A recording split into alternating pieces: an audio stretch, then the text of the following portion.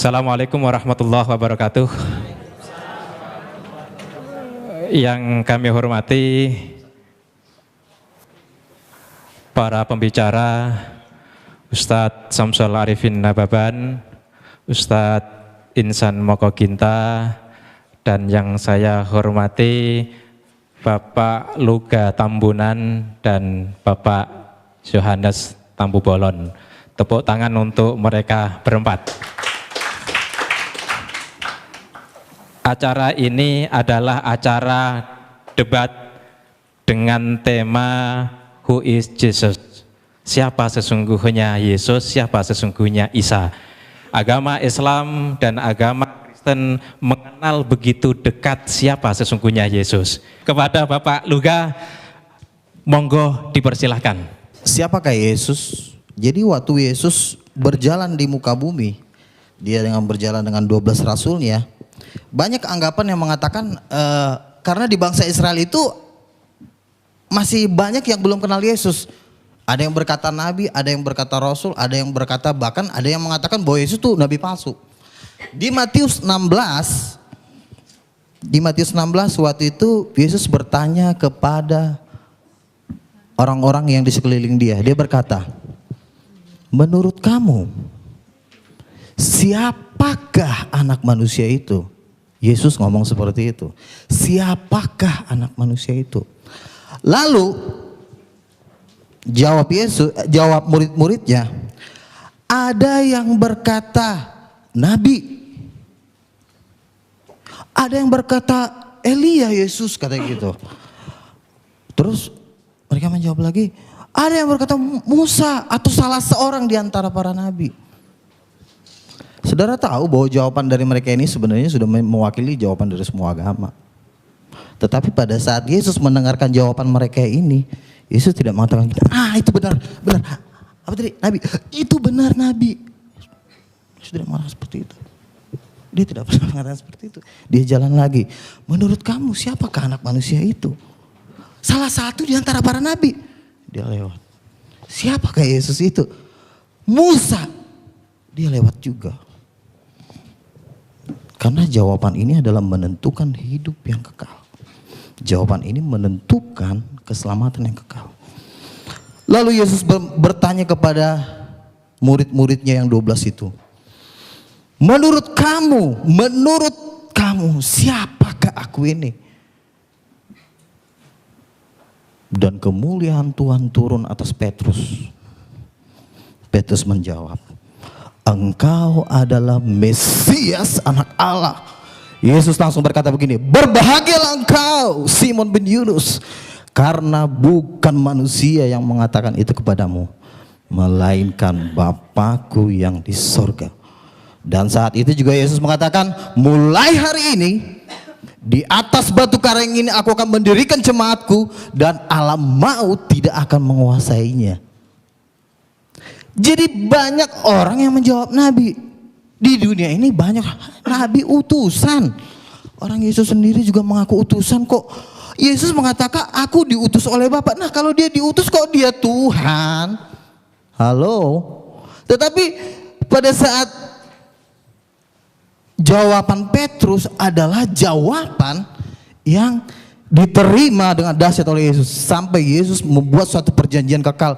Kepadamu kuberikan kunci kerajaan sorga, dan alam maut tidak akan menguasainya.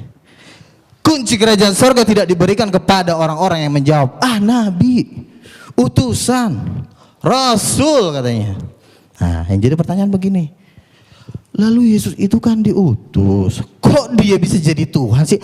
Masa ada Tuhan diutus? Itu yang jadi pertanyaan manusia, betul kan?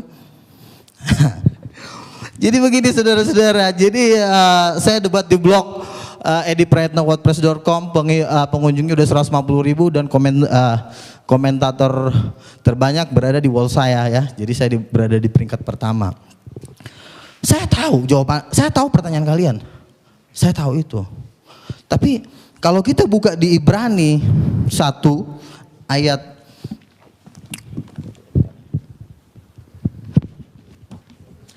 Ibrani 1 ayat yang kedua, saya bacakan dari sini. Maka pada zaman akhir ini ia telah berbicara kepada kita. Oh, ayat 1 sampai 2 ya, saya baca dari. Setelah pada zaman dahulu berulang kali dan dalam berbagai cara berbicara kepada nenek moyang kita dengan perantara nabi-nabi. Jadi dari dulu Tuhan sudah berbicara kepada manusia itu melalui perantara nabi-nabi. Terus maka pada zaman akhir, berarti ada season kedua nih. Habis zaman nabi-nabi baru ada season yang terakhir ya. Maka pada zaman akhir ia telah berbicara kepada kita dengan perantaraan anaknya yang telah ia tetapkan sebagai yang berhak menerima segala yang ada. Jadi Tuhan, Rasul Paulus menjelaskan bahwa dari dulu Tuhan menceritakan tentang dirinya melalui nabi-nabi, tetapi pada perjanjian baru Tuhan berbicara melalui anaknya. Saudara, kalau di dalam kerajaan sorga itu nabi-nabi itu disebut hamba-hamba Tuhan. Tetapi anak Allah itu bukan hamba. Saya adalah anak, saya punya pembantu. Derajat saya sebagai anak dengan pembantu itu beda. Karena anak itu darah bapak saya. Jadi pengertian ini yang harus dimengerti. Jadi kalau waktu itu saya pernah debat dengan Dr. Sani Umur, anak Allah itu artinya apa sih Pak? Anak Allah itu artinya orang yang disayang Tuhan, lalu langsung diterjemahkan menjadi nabi. Anak Allah tidak bisa langsung diterjemahkan dengan jadi nabi. Dasarnya apa? Karena Yesus mengatakan seperti ini. Pada waktu Yesus berjalan di muka bumi, dia memberikan suatu perintah kepada manusia. Aku diutus oleh Bapa, benar ya, Yesus memang utusan. Tetapi karena Yesus utusan bukan berarti dia langsung jadi nabi. Jangan langsung ditafsir sembarangan. Karena yang bisa berhak menafsirkan kitab para nabi-nabi itu cuma 12 rasul. Makanya dikatakan bahwa Yerusalem baru itu dibangun pondasinya itu nama 12 rasul.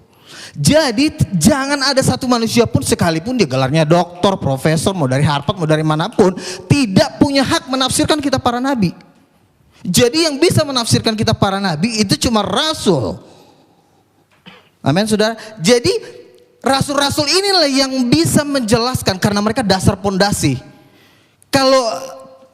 Kalau Anda mendengarkan menurut pendapat doktor teologi A, doktor teologi B, dasarnya apa? Kenapa rasul bisa menjelaskan kitab para nabi? Satu, contoh Rasul Paulus. Rasul Paulus adalah diklaim orang muslim sebagai pendiri agama Kristen. Jadi katanya Rasul Paulus itulah yang mengatur semua tentang Yesus Tuhan itu di Alkitab. Rasul Paulus menjelaskan tentang Yesus Tuhan itu nggak cuma ngomong, saudara. Itu diteguhkan dengan tanda-tanda mujizat. Siapapun tidak boleh menafsirkan kitab para nabi kalau tidak diteguhkan dengan tanda-tanda mujizat. Ada waktu itu Rasul Paulus menginjili seseorang, dia bilang begini, udah kau percaya Yesus Tuhan. Ada juga datang nabi palsu. Udah jangan dengar si Paulus. Paulus itu palsu. Paulus bilang apa? Paulus bilang gini di Kisah Para Rasul, hai anak iblis, buta kau. Buta langsung. Jadi bagaimana mungkin seorang buta ini yang udah dibutakan sama Paulus mengatakan gini sama Paulus, kau palsu ya, dia aja jalan nggak bisa.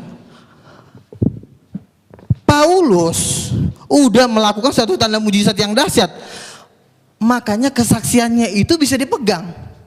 Jadi nggak cuma ngomong, Tuhan tuh nggak segan dengan gelar Anda doktor. Emang Tuhan takut kalau gelar Anda profesor? Tuhan gak takut, tetapi Tuhan takut apabila engkau disertai Tuhan dan engkau melakukan tanda-tanda mujizat. Mungkin Anda berkata, wah, Joko Bodo juga bisa bikin mujizat. Ini juga bisa bikin mujizat, siapa tuh? Ponari. Saya mau katakan satu hal ya. Tuhan Yesus sudah tahu kalau nanti omongan-omongan seperti itu akan ada di dunia, dia udah tahu banget. Makanya Yesus memberikan standar mujizat, ya. Dia berikan standar. Waktu itu Yohanes Pembaptis bertanya, apakah engkau Mesias? Apakah engkau yang akan datang itu? Yesus memberikan standar mujizat kepada murid-murid Yohanes yang diutus ke dia. Dia bilang begini, katakan kepada Yohanes, orang buta melihat, orang lumpuh berjalan, orang mati dibangkitkan, dan kepada orang miskin diberikan tanda-tanda mujizat. Jadi mujizat ini menjadi standar kemuliaan Tuhan. Jadi pertanyaan gini, Joko Bodo juga bisa bikin mujizat. Kalau memang Joko Bodo bisa bikin mujizat, coba bikin aja kayak gitu. Saya nggak pernah dengar mujizat-mujizat seperti yang dikatakan di Matius 9 ayat 8. Bangkitkanlah orang mati, usirlah setan, tahirkan orang kusta, celikkan mata orang buta. Dan ayat ini cuma ada di Alkitab, saudara. Maaf nih saudara, ayat seperti itu tidak ada di Al-Quran. Jadi mujizat, makanya Tuhan mengatakan,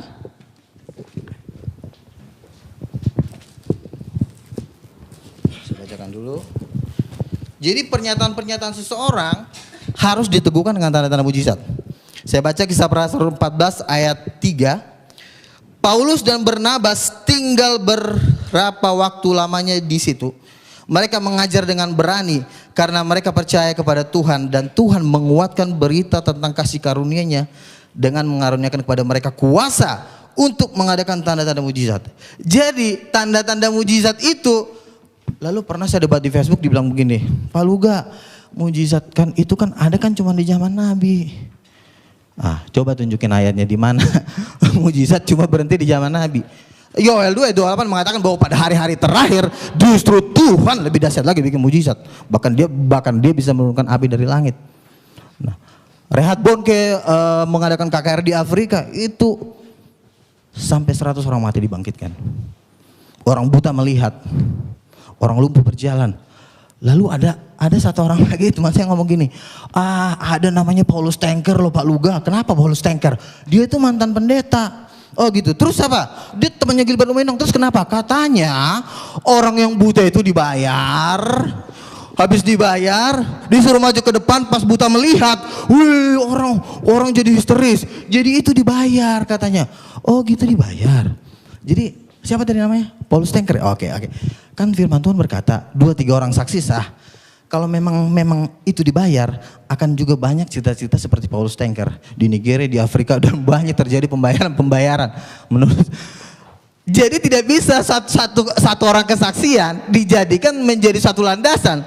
Karena 4 tahun saya berdebat, dari tahun 2000 saya berdebat waktu itu dengan Pak Jahir, kan ketua lembaga kristologi. Dia bilang, wah itu mujizat palsu, itu cuma direkayasa.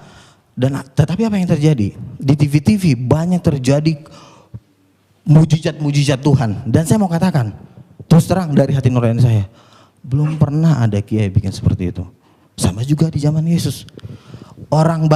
Di zaman Yesus itu banyak juga tukang-tukang sihir, tukang-tukang santet, tukang-tukang apa. Tetapi pada saat Yesus melakukan mujizat yang luar biasa, bangsa Israel mengatakan seperti ini, yang seperti ini belum pernah kita lihat di Israel.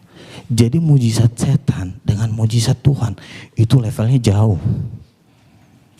Kalau cuma batuk atau mungkin disayat terus hilang, itu kalau dijual nggak laku menurut saya. Tapi kalau orang buta melihat, orang lumpuh berjalan, orang mati dibangkitkan, dan mujizat-mujizat itulah yang meneguhkan kesaksian para rasul-rasul. Jadi Paulus ditentang di seluruh dunia. Siapa yang nantang?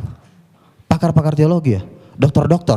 Coba lihat kehidupan mereka yang menentang Paulus. Siapa mereka? Mereka juga nggak jelas gitu loh. Kecuali mereka membuat tanda-tanda mujizat yang lebih dari Paulus. Dia membuat mujizat-mujizat yang 2 kali lipat lebih hebat dari Paulus, baru boleh dia ngomong. Tapi kalau cuma Paulus palsu, dasarnya apa? Itu ayatnya. Paulus sendiri mengatakan, oleh dustaku semua ini. Terus Paulus palsu apa? Paulus waktu nyanyi itu terjadi gempa bumi, dan orang yang di penjara itu sampai mau bunuh diri. Itu terjadi gempa bumi. Mungkin orang mengatakan, itu kan karangannya Paulus, bukan karangan Paulus. Kenapa? Karena sampai hari ini mujizat itu masih sampai hari ini tetap terjadi. Nah, jadi artinya kalau saudara Paulus Tanker mengatakan bahwa itu mujizat-mujizat palsu, Tuhan kan bilang kita harus cerdik. Kita harus juga mengumpulkan saksi-saksi, bukan cuma Paulus Tanker. Kumpulin dulu dia 100 orang yang mempunyai kesaksian kayak Paulus Tanker, ada enggak? Ini kan cuma satu doang yang baru saya dengar. Jadi artinya kesaksian-kesaksian seperti ini tidak bisa dijadikan jadi dasar untuk melawan rasul-rasul. Kalau engkau berani mengatakan mujizat-mujizat yang dilakukan oleh Paulus itu bukan dari Tuhan, lalu kau bisa bikin apa emang? Engkau udah bisa bikin mujizat seperti Paulus? Kan yang saya lihat dengan mata saya, ya juga nggak bisa bikin apa-apa juga gitu loh. Kecuali ada mujizat yang lebih ngeri dari Paulus, boleh deh Paulus ditantang gitu loh. Itu satu. Terus itu tentang mujizat. Dan ini satu perintah Yesus, saudara, yang menurut saya orang Islam satu step mereka tidak mengerti. Padahal dalam hati saya, kalau saja mereka mengerti di sini, mereka pasti tahu bahwa Yesus adalah Tuhan. Contoh begini.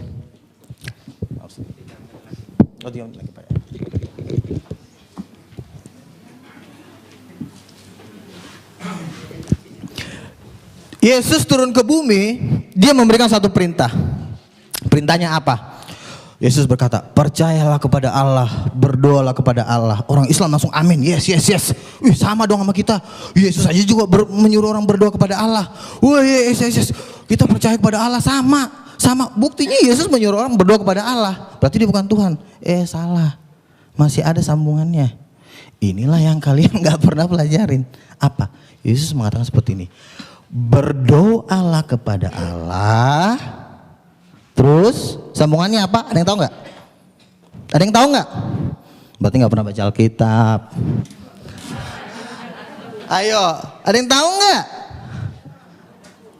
Wah, katanya ini pakar-pakar kristologi semua nih. Katanya, wah, berdoalah kepada Allah. Sambungannya apa?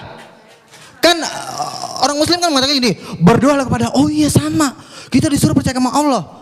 Terus itu masih ada sambungannya. Oh, orang Islam nggak mau. Enggak. Percaya kepada Allah. Cukup tuh. Menyembah Allah aja. Allahu Akbar. Kata Yesus, belum selesai. Enggak. Cuma itu aja. Yang penting berdoa kepada Allah. Belum selesai kata Yesus. Dan apa yang terjadi di hari penghakiman? Yesus memisahkan antara domba dan kambing. Yesus akan mengatakan seperti ini karena Yesus mengatakan berdoalah kepada Allah. Sambungannya adalah dalam namaku. Jadi begini, oke. Sembah Allah, Allahu Akbar. Terus kata Yesus, harus pakai dalam namaku. Loh, kenapa harus pakai dalam namaku? Emang Yesus siapa? Ya kan? Yang menjadi pertanyaan adalah, emang Yesus siapa? Kenapa harus pakai nama dia? Loh, harus dalam nama Allah. Harusnya nama Allah dong. Sekarang saya tanya sama ibu, nama Allah siapa? Allah. Nama Allah katanya Allah. Salah. Yesus tidak pernah menulis di Alkitab, wahai kamu manusia di muka bumi. Ya Tuhan Yesus. Nama Allah, nama Bapakku adalah Allah. Mana ayatnya? Dalam Al-Quran ada. Ya. Jadi begini, makanya kita harus tahu perjanjian lama. Waktu Musa diutus oleh Tuhan, habis. Oke, itu aja. Oke. Tetap semangat, jangan takut. Oke. Baik, tepuk tangan untuk Pak Luka Tambunan. Masih semangat Bapak Ibu? Bapak Yohanes Tampu Bolon, kepada beliau yang terhormat dipersilahkan. Saya juga termasuk orang, artinya orang beragama tapi tidak bertobat. Tapi puji Tuhan, saya ditangkap Tuhan terakhir-terakhir ini tahun 90-an. Saya makin mengenal Tuhan, saya punya karunia. Walaupun sudah ditegur oleh Tuhan, sudah dikasih firman oleh nabi-nabinya juga lemah semua. Jadi para nabi pun tidak sanggup membimbing manusia itu. Itulah sebabnya sebenarnya Tuhan akhirnya berbelas kasihan. Makanya Tuhan itu Tuhan yang pemurah, yang kasih. Tuhan akhirnya di Yohanes 20, ya, saya catat di sini. Yohanes 29:31, Tuhan mengutus Yesus turun ke dunia untuk menyelamatkan manusia itu. Karena nabi pun tidak sanggup. untuk menyelamatkan manusia itu. Jatuh di dalam dosa. Dan apa rahasianya? Saudara-saudara, ada di dalam suatu hukum. Hukum karena ini kejadiannya kedatangan Yesus ada di Israel. Kalau orang berdosa harus dihukum mati, saudara-saudara.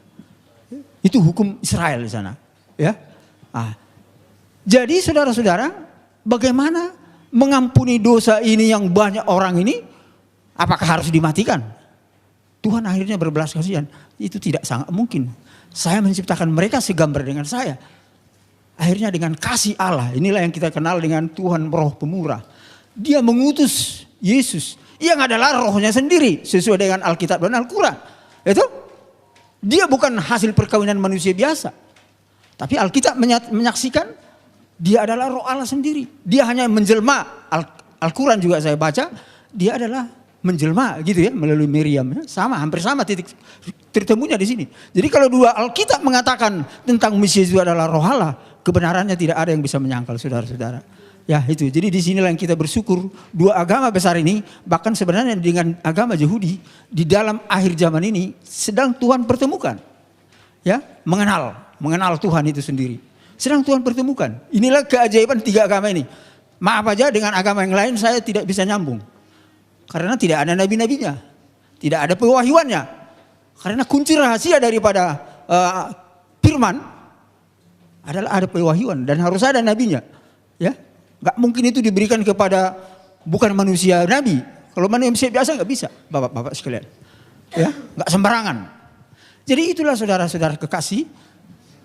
Akhirnya Tuhan mengutus Yesus sebagai Mesias. Dan persoalannya sekarang, kenapa Yesus yang diutus, bukan nabi lagi? Saya belajar Alkitab teologi, saudara-saudara. Ternyata saudara-saudara, yang harus dihukum ini harus mati. Untuk mengampuni dosa ini harus mati. Itu benar, Yesus harus mati. Makanya menurut teologi, Yesus itu 100% manusia. Tapi persoalannya sekarang, siapa yang bisa mengampuni dosa manusia? Apakah ada manusia yang bisa mengampuni manusia? Enggak bisa. Hanya Tuhan yang bisa mengampuni dosa manusia. Makanya Yesus itu setengah ya roh Allah dan memang ada dagingnya adalah manusia. Dan lahir ke bumi. 100% Allah dan 100% manusia. Itulah keajaibannya. Ya, inilah keajaiban daripada rahasia ini, Bapak Ibu sekalian. Karena apa? Kalau Nabi sendiri nggak sanggup mengampuni dosa, Bapak Ibu sekalian, nggak sanggup. Itulah makanya waktu saya belajar teologi, oh iya luar biasa. Saya juga mengerti, oh luar biasa kenapa sampai seperti itu adanya rahasia Tuhan itu. Jadi itulah sebabnya oleh karena kasihnya dia mengutus Yesus dengan seperti itu, rahasia seperti itu, saudara-saudara. Ya, dan saudara-saudara, apa yang terjadi? Ketika Yesus benar-benar disalib, ya, oleh Raja Herodes itu, Raja Herodes menyalib dia. Iblis memakai Raja Herodes dan ketawa-ketawa iblis itu. Oh, dia sudah mati. Tapi jangan salah, Bapak Ibu Alkitab ini mengatakan semua ada di firman ini, tapi saya nggak sempat baca ini karena sangat cepat. Ada tertulis di sini, saya singkat aja poinnya. Ketika Yesus tersalib, dia dikubur. 3 hari lamanya dia ke alam maut. Dia berperang dengan iblis di sana. Tapi saudara-saudara, apa yang terjadi? Dia bangkit. Alkitab ada tertulis ya, dia bangkit. Dia berarti menang melawan iblis. Kalau dia tidak bangkit, dia berarti tidak menang melawan iblis. Tapi ternyata bangkit. Bahkan dia naik ke surga. Dan firman-Nya ada dikatakan di sana, saya akan ke surga untuk menyiapkan tempat bagi umat manusia. Menyiapkan tempat. Ya, tetapi dia mengutus Roh Kudus. Itu kunci rahasianya di sini. Kenapa harus diutus Roh Kudus? Karena Roh Kudus inilah yang bisa, kalau kita percaya kepada Isa Al-Masih sebagai Mesias, ini Roh Allah yang bisa menyertai kita tiap hari. Itu ada di hati kita. Itu saudara-saudara, itu kelebihan keunggulan daripada rahasia daripada Yesus diutus ke dunia ini. Ketika dia sudah di sorga sebagai pendoa syafaat, ya, Roh Kudusnya ada di dunia ini terus. Dan sekarang pun saya percaya, kita percaya ada Roh Kudus. Alkitab mengatakan itu, bahkan Al-Quran juga mengakui ada Roh Kudus. Roh Allah, ya, Rohullah. Itu ada di mana-mana. Makanya Tuhan itu ada di mana-mana. Inilah yang dinamakan elemen Trinitas. Elemen Trinitas. Bapa, Yesus, dan Roh Kudus. Dan Roh Kudus inilah yang menolong kita ketika percaya kepada Allah. Ya, inilah yang luar biasa. Dan saudara-saudara, para rasul, para nabi disertai Roh Kudus. Kalau tidak ada Roh Kudusnya para nabi, wah itu bukan nabi, saudara-saudara. Bukan rasul itu namanya. Dan saya bersyukur saya telah diurapi oleh Roh Kudus ketika saya percaya kepada Isa. Bahkan saya ada kuasa dan pengalaman menghancurkan kuasa iblis. Oh, luar biasa Bapak Ibu. Kalau kita diurapi oleh Roh Kudus itu sendiri, kita ada kuasa, ada firman-Nya tertulis. Ada kuasa. Bisa, iblis itu bisa kita hancurkan. Kuasanya ya, jangan salah. Bahkan para dukun, maaf aja. Bisa santet-santetnya itu bisa hancur. Dan santet dukun sudah berapa kali saya disantet, enggak mempan. Ada perlindungan Tuhan di dalam saya. Amin. Berapa kali? Jadi itulah bukti daripada kebenaran ilahi daripada Yesus yang menyelamatkan manusia. Itu kan selamat. Saya diselamatkan dari kekuatan gaib. Saya bahkan dikasih kuasa melawan kejahatan ya. Saya bukan dikasih kuasa untuk melawan kebenaran. Enggak. Melawan kejahatan. Bapak Ibu saudara-saudara, walaupun Yesus sudah tersalib dan sudah naik ke surga, iblis itu bapak-bapak ibu sekalian bertahu sampai sekarang masih bekerja. Saya kira Al-Quran dengan Alkitab sama. Iblis itu masih bekerja. Lihat aja sekarang ini, banyak konflik, banyak perjinahan, banyak apa lagi? Korupsi. Oh ya, ini pekerjaan iblis saudara-saudara. Jadi dunia ini harus kita selamatkan. Ini rata-rata semua karena tidak mengenal Tuhan. Walaupun kadang-kadang mengenal Tuhan tapi setengah-setengah. Jatuh juga saudara-saudara. Lemah. Bayangkan. Itulah sebabnya saudara-saudara. Kita harus penuh Roh Kudus sebenarnya. Itu rahasia daripada firman Tuhan. Ya, kita penuh Roh Kudus. Dekat dengan Tuhan. Selalu berdoa. Ya, karakter kita harus bagus. Karakter saudara-saudara. Kalau karakter kita seperti iblis. Berantem. Teror. Wah itu seperti iblis. Maaf aja. Sifat iblis itu namanya. Bukan karakter Allah. Karakter Allah pendamai, kasih, mengampuni, memberi. Itu saudara-saudara. Tapi banyak faktor itu ada di saudara kita, ya, saudara kita Islam ya. Roh itu ada. Walaupun kadang-kadang ada roh yang lain-lain, yang mungkin yang tersesat sebagian ya. Saya tahu itu. Enggak semua saya tahu bahwa tersesat. Tapi sebagian lainnya juga banyak yang tersesat. Yang lainnya banyak sudah baik ya. Saya bersyukur ya. Karena sudah banyak karakternya yang seperti karakter Allah. Bukan seperti membenci terus. Menghakimi terus. Menteror terus. Wah itu sifat-sifat iblis Bapak Ibu sekalian. Orang Kristen hampir nggak ada seperti itu. Karena ada Roh Kudus di dalam hati kita. Itu kelebihan dan keunggulan kita. Tapi lebih daripada itu ketika kita di dalam Roh Kudus. Kecerdasan orang Kristen itu luar biasa. Karena roh itu menghidupkan. Sehat jasmani. Cerdas. Makanya penemu hadiah Nobel. Rata-rata orang Kristen. Rata-rata. Amin. Ini bukan saya menambah. Ini fakta. Walaupun saya nggak tahu ada satu muncul sekarang orang dari Ismail ya. 112 ya. Tapi kebanyakan itu orang-orang pengikut Isa